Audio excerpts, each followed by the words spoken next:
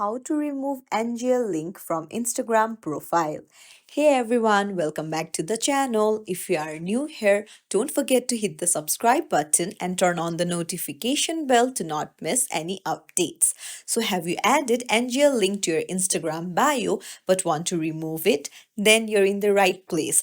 Let's dive right in. Open up your Instagram app and then go to the profile icon in the bottom right corner, and then you can see edit profile. Tap on it, and then now go to links. Just tap on it, and then you can see your NGL link. Just tap on it, and then tap on remove link. Now confirm it.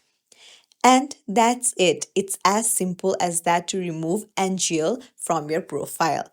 As you can see, it's not there anymore. If you found this tutorial helpful, don't forget to like and subscribe to our channel for more tips and tricks. Thank you for watching.